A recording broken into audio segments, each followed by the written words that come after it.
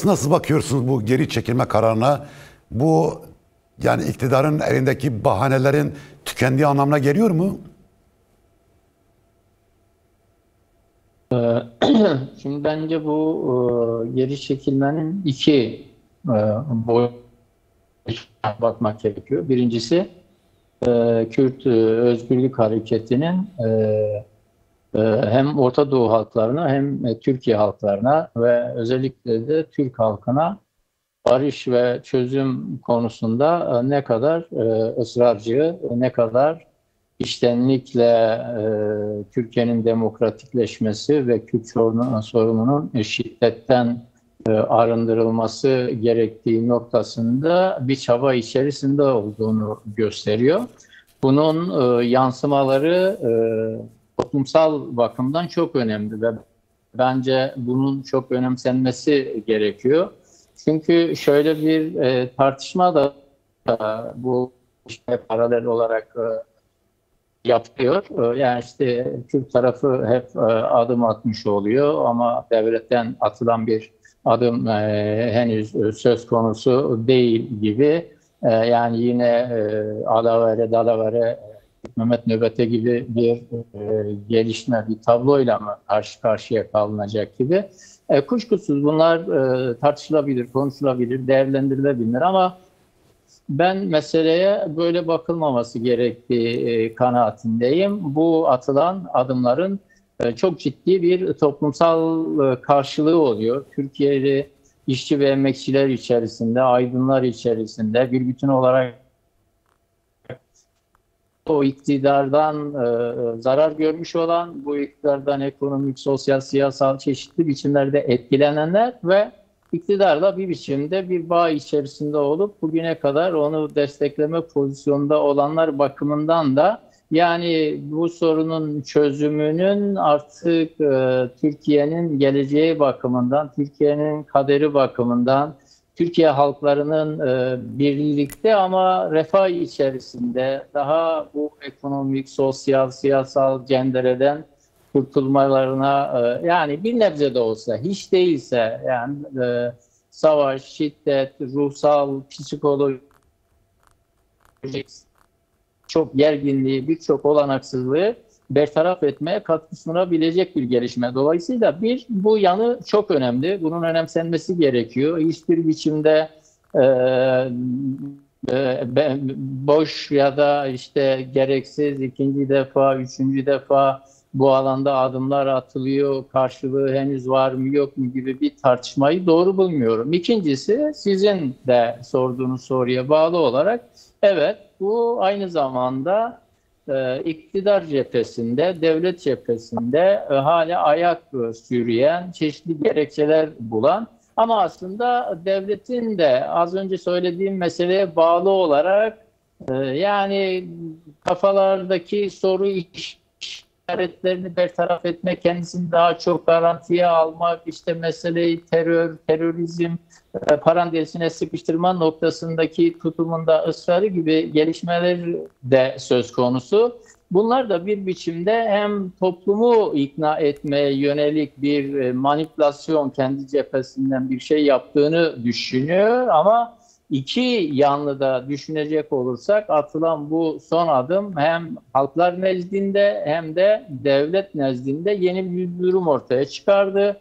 Zaten halkların barışa yönelik bir teveccühü var, bir özlemi var. Yani barış olsun %80-90 dolayında bir şey ortaya çıkarıyor. İstatistikler bunu gösteriyor ama ben yarısı gibi bir düzeyde kalıyor. Şimdi güvenin yani devlet cephesinde odaklandığı, yani Kürt cephesinde güvensizliklerin daha azaldığı, evet burada bir ciddi duruş söz konusu. Şimdi artık devlette sıra ve devletin de bundan sonra gerekçeler uydurması, ipe un sermesi, bu konuda hala ayak sürmesi, işte komisyonun çalışmaları ve benzeri tamamlanmış olmasına rağmen hala çeşitli hazırlıklar beklenirken AİHM'in AYM kararı ve benzeri gibi adımlar işte çeşitli infaz yasasındaki değişiklikler atılmamış olmasında devletin sıkıştığını da söylemek pekala mümkün. Peki burada yani Kürt tarafının tek taraflı adımlar atması bir risk oluşturuyor mu? Şimdi bu bence daha kapsamlı değerlendirilmesi gereken bir konu. Ben yani her sorun bu denli tarihsel, bu denli kapsamlı, çok yönlü, çok faktörlü bir meselede riskler yoktur demek mümkün değil.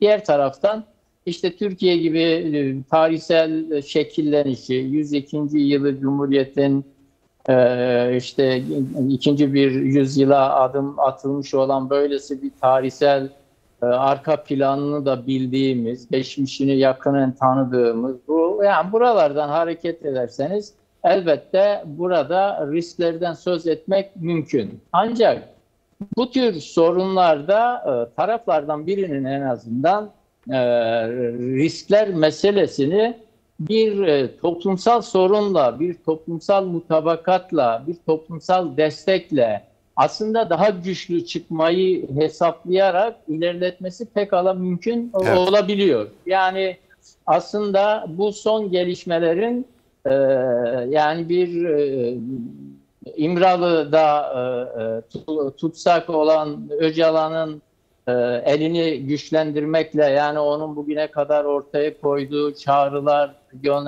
yönlendirmeler konusunda çok daha kapsayıcı bir toplumsal destek ve mutabakatın ortaya çıkmasıyla birlikte bir bütün olarak Kürt özgürlük hareketinin ve Kürt halkının ve bununla beraber barış ve demokrasi isteyenlerin elini güçlendiren bir mesele. Yani riskleri ama aynı zamanda toplumsal olanaklar, ortaya çıkan toplumsal olanaklar, aynı zamanda toplumsal hareketin dikkatini ve yönelimini nasıl takip edeceğine dair mesele kapsamında da ele aldığımızda ben meselenin daha müspet yanından bakmak gerektiğini, riskleri bertaraf edecek derinden bir hareketin daha kapsamlı bir biçimde büyüdüğü kanaati taşıyorum. Şimdi yani komisyonun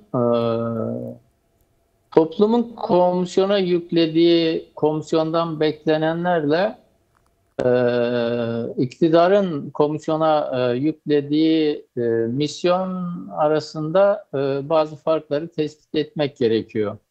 Yani burada aslında işte sonuçta Türkiye Büyük Millet Meclisi'nde %95 gibi bir iradeyle oluşmuş olan bir komisyondan söz ediyoruz. Yani İYİ Parti bir tarafa bırakılırsa tüm partilerin grupları olsun olmasın Büyük Millet Meclisi'nde temsiliyeti olan tüm partilerin milletvekillerinden teşekkül ediyor. 51 kişilik bir komisyon.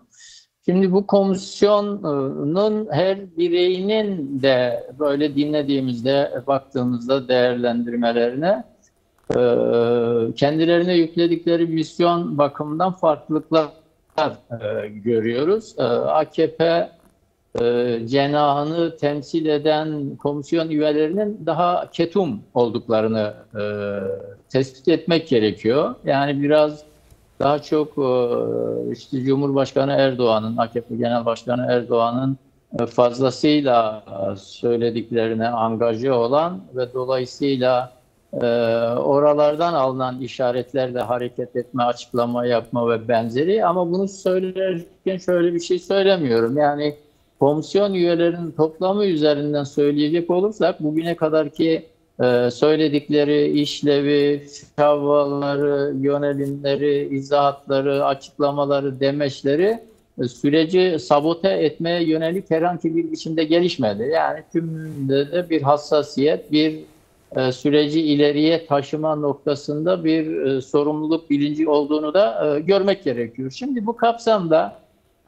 tam bir müzakere komisyonu denir mi ondan çok emin değilim. Yani böyle tanımlamak henüz şey değil. Ancak yani bugünkü siz de açılışta söylediniz. Yani Cumhurbaşkanı ile İmralı heyeti arasında az önce İmralı heyeti kısa bir açıklama yaptı basına. Yani o açıklamada